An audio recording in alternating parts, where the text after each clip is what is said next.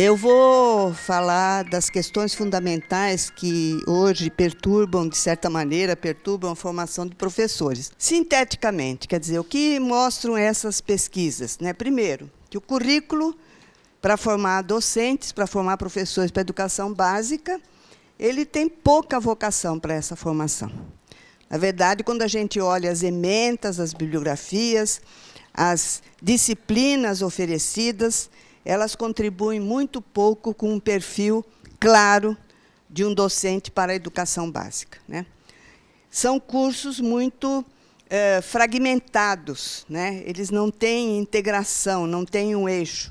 Nós constatamos, nas análises por amostragem nacional, nesses vários estudos, que há uma redução curricular, de modo geral, na formação do professor. Os professores, em sua grande maioria, hoje são formados pelas instituições privadas, e, na área da pedagogia, é na instituição privada que estão a maioria dos licenciandos, e cerca de 86% deles fazem educação à distância. Eu não vou entrar em detalhes, o nosso estudo entra nos detalhes, mas eu acho assim, é uma tragédia quando a gente olha isso. Então, hoje, nós consideramos que a oferta de formação de professores nesse país, e isso está no livro que a gente acabou de lançar, é um problema social dos mais graves. E é difícil essa conversa com as universidades. E há uma característica interessante que a gente notou também nesses estudos, em que as públicas elas se diferenciam um pouco na formação dos conteúdos específicos. Em geral, elas dão uma boa formação dos conteúdos específicos, mas dão uma pobre formação na educação. Quando eu falo pobre formação na educação, diz respeito, sobretudo, às questões de metodologias e práticas de ensino. Gente, prática educacional escolar é uma prática cultural. É um ato cultural. É extremamente importante considerar isso, porque o professor ele não é um robozinho que vai lá ficar recitando, que nem se faz com certas transmissões, não vai ficar recitando coisas. Ele está lá se relacionando olho a olho com os seus alunos. Não reconhecer isto, confundir isto com tecnicismo, leva a que a gente não tenha, nos cursos de licenciatura, a formação adequada das práticas profissionais inerentes à ação de um professor nas escolas. E, agravando isso, nós temos os estágios. Esses estudos mostram que os estágios são o calcanhar de Aquiles desses cursos. Quer dizer, num universo de quase 8.000 cursos, 4, 5 planejam os estágios. Outra falha na formação de professores é a inexistência de cursos de psicologia do desenvolvimento e de compreensão da juventude. O professor sai sem saber com quem ele vai falar. Você vai falar com adolescentes de 14 e 15 anos? Tem que saber quem são essas crianças, que linguagens elas podem ter, que tipo de pensamento elas podem desenvolver, para você poder saber se comunicar com ela. E no que eu estava falando, entende? Os estágios são realmente uma questão que eu considero que é um crime. Por quê? Tem a lei de estágio neste país. A lei de estágio é muito boa. Agora, as engenharias, as medicinas, tudo usam bem os estágios, a arquitetura. Por que na educação é falado para o aluno, olha, vai lá na escola, fala com alguém, acha uma escola, faz alguma coisa e traz um relatório que ninguém lê? Como é que você quer que esse estudante entre numa sala de aula e seja capaz de alfabetizar qualquer pessoa que seja, porque também não encontramos métodos de alfabetização discutidos. No entanto, esses alunos saem sem repertório. Não têm condição nem de escolher, com consciência e filosofia educacional, o que eles vão fazer na sala de aula. Nós precisamos urgentemente pensar nessas questões. Nós temos, sim, necessidade de mudar. Essa consciência chegou a algumas instâncias. Quando foi discutido o Plano Nacional de Educação, se discutiu muito. E está escrito lá no Plano Educacional de Educação. Reformular os cursos de licenciatura e de pedagogia. É uma das metas. Alguém se abalou com isso nas universidades? Até agora não vi nada. Então, nós estamos aí com um chamamento ético. Né? Porque, olha, não adianta você fazer reformulações curriculares se você não tem as pessoinhas lá na sala de aula que possam entender, analisar criticamente essas reformulações, pôr essas reformulações num programa de trabalho para 200 dias letivos, e nós continuamos raciocinando do abstrato para o abstrato, do abstrato para o abstrato, e a realidade caminhando aqui de outra maneira. O Conselho Nacional emitiu um parecer, que é o 2015, de junho de 2015, analisando esta situação e fazendo uma nova proposta para formar professores. E eles definem, no capítulo 2, da resolução que decorreu deste parecer, eles definem a base curricular nacional comum para formar professores. Eu vejo pouquíssimas universidades discutindo essa resolução. Para não dizer que não tem, tem. Né? A PUC do Rio, a PUC de Minas. Eu vi movimentos muito grandes de reformulação. Né?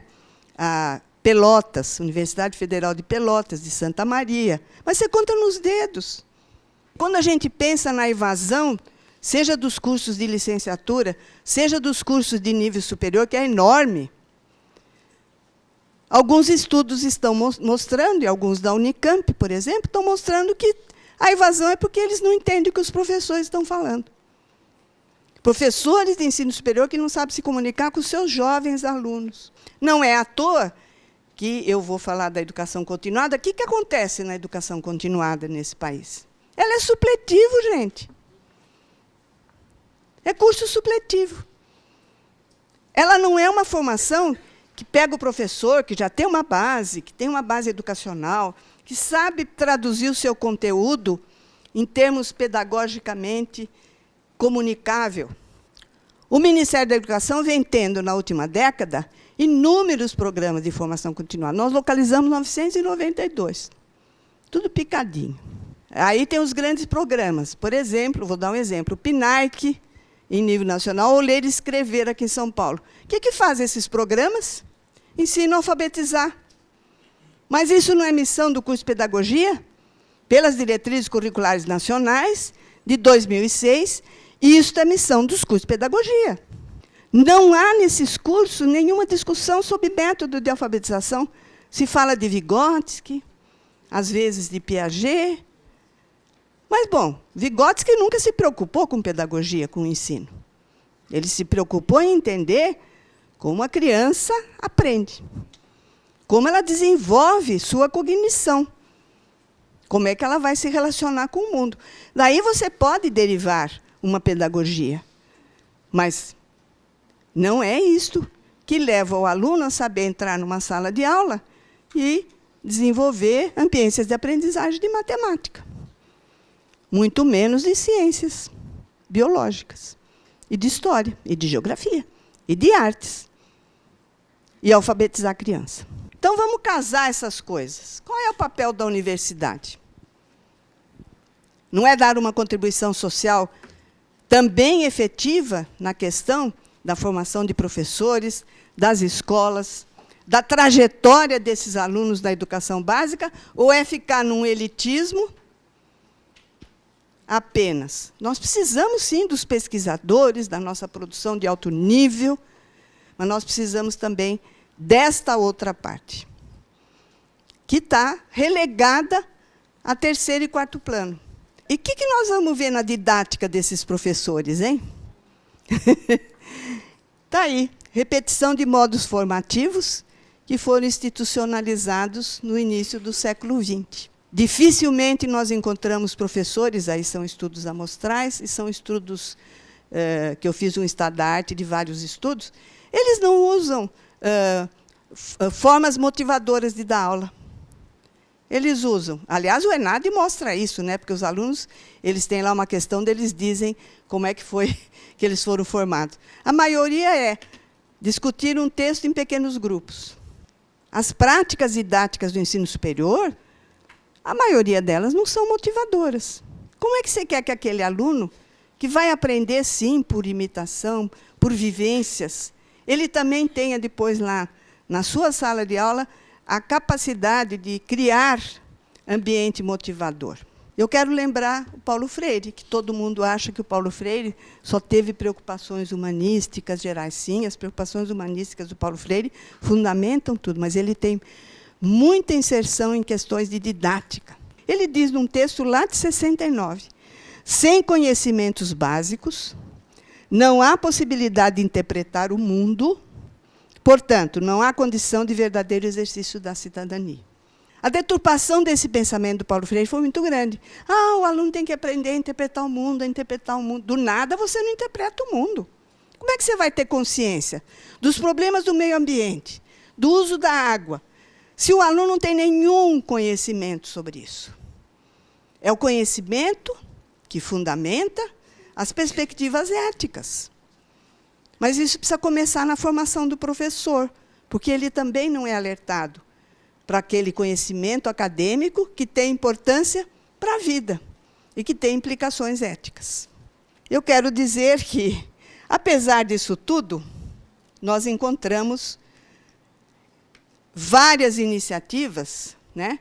E lá nós mostramos que há docentes de licenciatura que têm iniciativas individuais, ou que trabalham com pares produzindo alguma inovação, mas ela é localizada. E essa inovação que ele produz não é incorporada nos currículos. Nós temos iniciativas institucionais. Por exemplo, na realização de estágios, né? Temos a experiência da residência pedagógica aqui na Unifesp de Guarulhos. Temos a experiência de Rio Claro, que todo estágio é baseado na ideia da interação intergeracional e o aluno é acompanhado pelo professor na escola. Tem a experiência da Diretoria de Ensino de São Carlos, que resolveu articular os estágios em toda a região com as instituições da região, USP, UFSCar, Unesp e algumas particulares. Eles fazem uma programação de estágio, segundo alguns critérios, e com um projeto para cada aluno, e o professor que vai receber o aluno no ano seguinte já está preparado para receber esse aluno e já sabe qual é a programação. E o coordenador pedagógico das escolas acompanha o estágio. E os professores vão uma vez por mês, lá nas escolas. Nós temos iniciativas. Isso revela o incômodo, mas revela também que nós temos muito pouca capacidade institucional no ensino superior de propor inovações.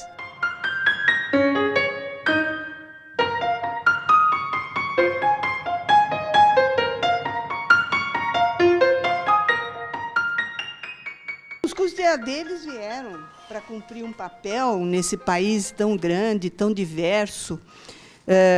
Formações, por exemplo, para o Amazonas, né, regiões inóspitas, certas formações para algumas regiões do interior do Nordeste ou do Centro-Oeste.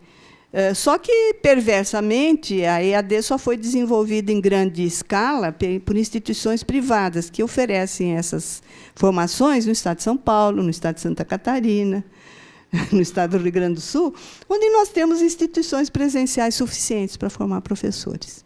Os lobbies de grupos de interesse mercadológico é muito forte, desde 2005, quando o governo autorizou que instituições externas pudessem investir em educação aqui.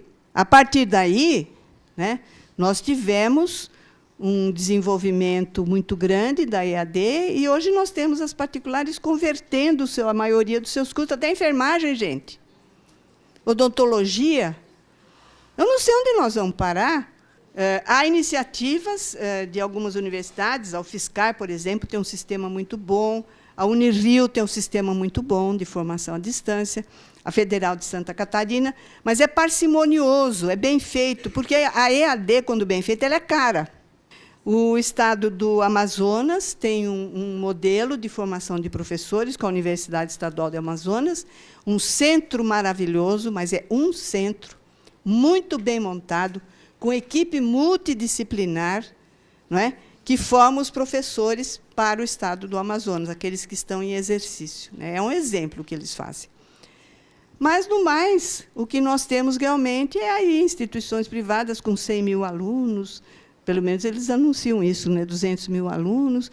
Eles pegam um AVA, que já está montado, alugam, compram de uma instituição que já fez e projeta aquilo para milhares. Olha, eu não sei o que fazer com isso. Honestamente, é uma coisa que ou nós temos uma política forte, vinda do Conselho Nacional e do Ministério da Educação, ou a população vai ter que fazer uma análise de que tipo de formação que ela está fazendo e fazer suas escolhas, o que é bastante difícil na situação educacional que nós temos.